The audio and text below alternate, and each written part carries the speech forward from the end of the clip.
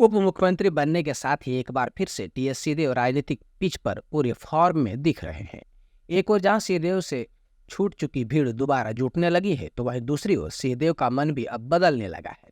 कुछ समय पूर्व प्रदेश की राजनीति, खासकर अपनी ही पार्टी एवं सरकार से निराश एवं हताश सिंहदेव जहां चुनाव नहीं लड़ने का मन बना करके बैठे थे, चुनाव नहीं लड़ने, चुपचाप घर बैठने की बात करते थे, उन्हीं सिंहदेव ने उप मुख्यमंत्री बनते ही तेजी से बदलाव देखा जा रहा है।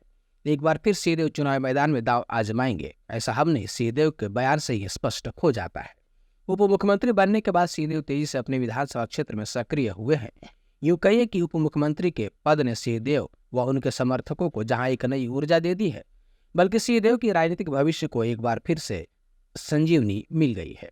पिछले एक महीने से लगातार सिंहदेव अपने विधानसभा क्षेत्र में लोगों से मिलते जुलते देखे जा रहे हैं, खासकर अंबिकापुर नगर निगम का वह क्षेत्र जहां से सिंहदेव लगातार दूरी बना रहे थे, एक बार फिर से धुआंधार जनचौपाल के जरिए लोगों के बीच पहुंच रहे हैं। इसे आगामी चुनाव की तैयारी कहें तो शायद कोई अतिशयोक्ति नहीं होगी। सिंहदेव ने एक सवाल के जवाब में कहा कि कोरोना के बाद थोड़ी दूरी थी, कुछ काम भी नहीं हो पाए थे, अब फिर से चुनाव में जाने के लिए लोगों के बीच बैठकर राय मशवरा कर रहा हूँ। लोगों से पूछ रहा हूँ कि चुनाव में जाना चाहिए कि नहीं। यहाँ से मिले सुझाव के आधार पर पार्टी फोरम में जाकर अपनी बात रखूंगा। स्पष्ट है कि चुनाव लड़ने को लेकर सिंहदेव का मन अब बदल रहा है। अब ये चुनाव लड़ने की फुल तैयारी में है। यही कारण है कि जनता के बीच लगातार पहुंच रहे।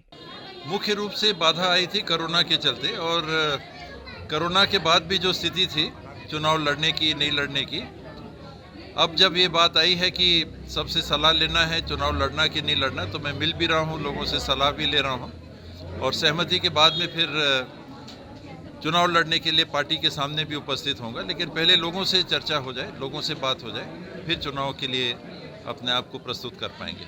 जीत की चाबी पब्लिक के पास रहती है, किसी व्यक्ति के पास नहीं है। कोई सोचता है कि जीत की चाबी उसके पास है तो उससे बड़ी गलतफहमी नहीं हो सकती। किसी के पास जीत की चाबी नहीं है, ये मतदाताओं के विवेक के ऊपर निर्भर करता है, और पूरी तरह से मतदाताओं के ऊपर रहता है कि वो किसको जिताएंगे, किसको नहीं जिताएंगे।